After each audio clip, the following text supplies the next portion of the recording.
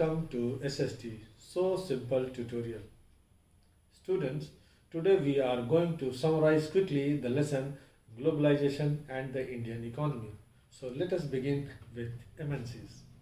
The most important player in the process of globalization is MNCs. MNC means multinational corporations. What is an MNC? An MNC is a company that owns or controls production in more than one nation. For example, you must have read of Ford cars. Ford Motors is an MNC. It has set up production centers at different locations throughout the globe. MNCs set up their production centers where they get cheap labor and other resources, where it is close to the market.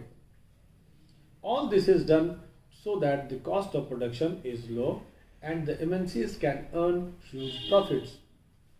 Besides, they also look for government policies, whether the policy look after their interests or not. The production process adopted by the MNCs is very complex. You will find that the product is produced globally. The products are designed at one place, manufactured at some other place, assembled at a different place and sold to the world market. Finally, customer care is also provided from still a different location. Thus, they are able to make 50 to 60% cost savings. Let us now see what are the different ways by which MNCs spread their production. After assuring that all the above conditions are met, they set up factories. First of all, they undertake investment. This type of investment is called foreign investment. Foreign investment means the money that is spent on buying assets such as land, building, machines and other equipments in another country. A second way is to seek direct collaboration with local companies. This method is of some advantage to the local companies. First, MNCs can provide money to the local companies for additional investments, like buying new machines for faster production. Secondly, MNCs might provide them with the latest technology for production. Sometimes, the MNCs buy the local company and then expand production. For example, Cargill Foods. A very large American MNC has bought smaller Indian companies such as Parak Foods. Sometimes a large multinational company places orders for production with small producers. They purchase goods like garments and footwear from these small producers and then sell these under their own brand names to the customers. In your textbook, you will find women at home in Ludhiana making football for a large MNC. This is how the MNCs spread their production in different countries across the globe.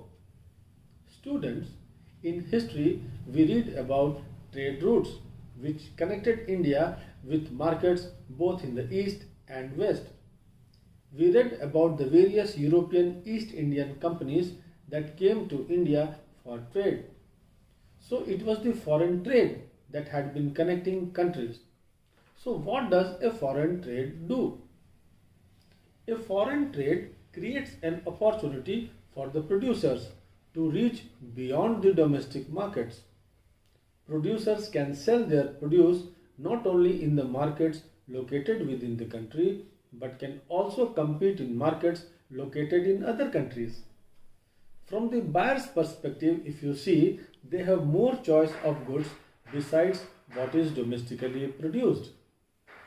So, it is because of foreign trade that goods travel from one market to another. Choice of goods in the market rises. Prices of similar goods tend to become equal in markets. This is how foreign trade results in connecting the different markets or integrating the markets in different countries. Now we shall see what is globalization and the factors that enabled globalization.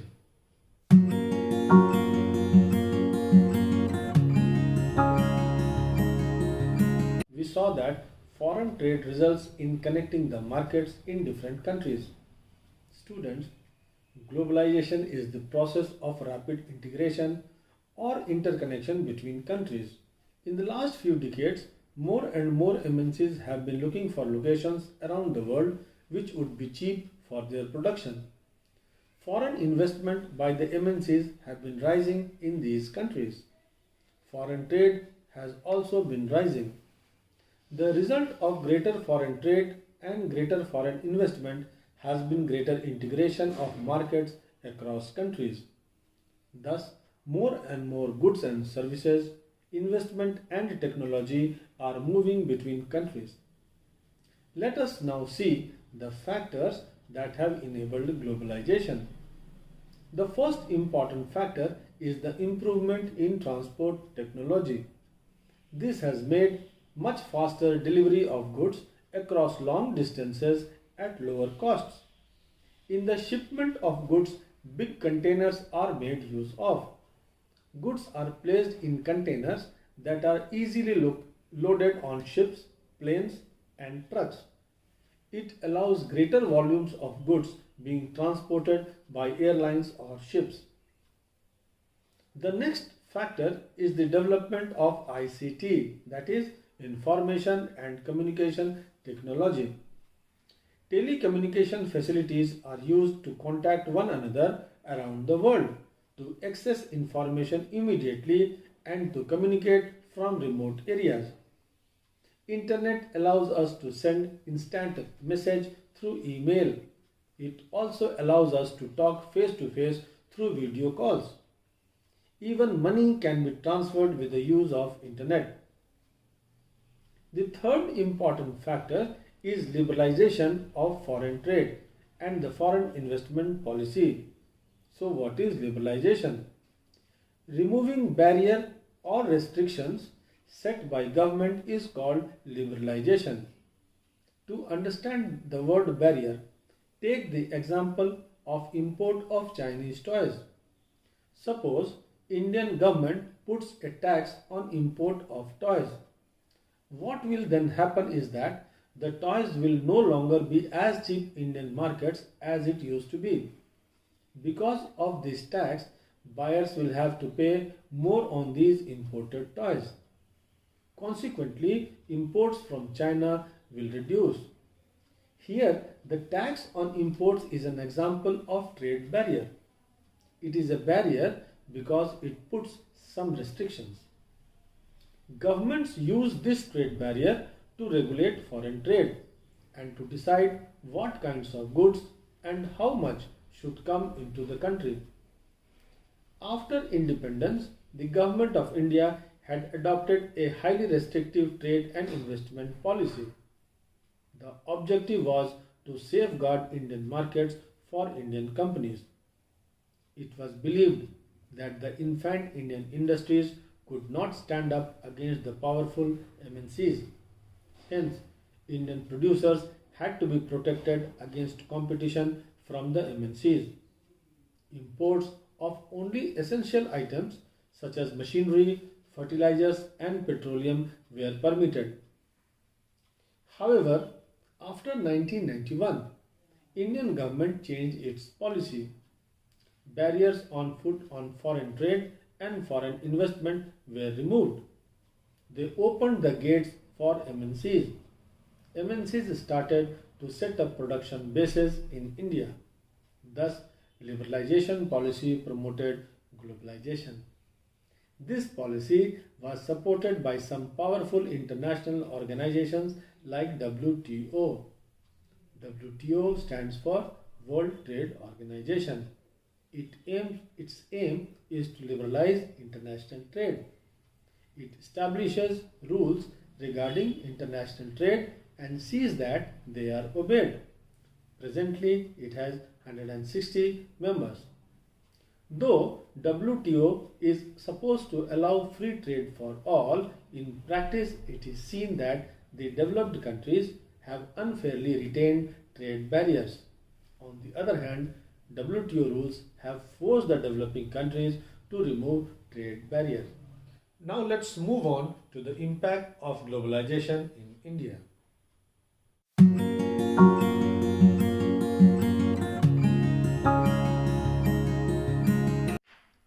Since 1991, enough time has passed. Globalization of the Indian economy has come a long way. Let us see its impact on the lives of people. First of all, Indian consumers, particularly from urban areas, have benefited a great deal from globalization. They have a whole range of choice of goods available to them that have been produced in different countries, that too at lower prices. So their living standards have also improved now. If I ask you to suggest a mobile phone for me, you can spontaneously suggest me at least 5 different brands. Doors for investment have been opened up for MNCs. They have been investing large sums of money in India. They have shown interest in consumer goods like mobiles, automobiles, electronics, fast foods, or services, since there is a large number of well off urban buyers here. Local companies who supply raw materials to these industries have also gained. Several of the top Indian companies have also benefited from the competition. Indian companies who invested in newer technology and production methods have also raised their production standards. Many Indian companies like Tata Motors, Infosys, Ranbaxy, etc. have themselves emerged as MNCs. That means prior to globalization, they used to produce and do business in India only. Now they are spreading their operations worldwide. New markets and opportunities have opened up for many industries, particularly IT industry. But there have been losers also. For a large number of small producers and workers, globalization has posed major challenges. These small producers could not face the MNCs. Batteries, capacitors, toys are some examples of small manufacturers who have been hard hit due to competition. Today, you will not find any toy factory in India. All toys are coming from China. Several of these units have shut down. Globalization and the pressure of competition have substantially changed the lives of workers. Most employers these days prefer to employ workers flexibly. That means that workers' jobs are no longer secure. Workers also have to work for very long hours and work night shifts on a regular basis during the peak seasons. Wages are low and workers are forced to work overtime to make both ends meet. In recent years, the governments, both the central and the state, are trying to attract foreign companies to invest in India. Industrial zones, called special economic zones, are being set up. They have world-class facilities, electricity, water, roads, storage, recreational facilities. Companies who set up production units in the special economic zones don't have to pay taxes for the initial period of 5 years. Government has allowed flexibility in labor laws to attract foreign investment. Instead of hiring workers on a regular basis, companies hire workers for short periods when there is an intense pressure of work. So this is also not good from the workers' point of view. Thus, from the points discussed so far, we can say that not everyone has benefited from globalization. We want globalization to be fair.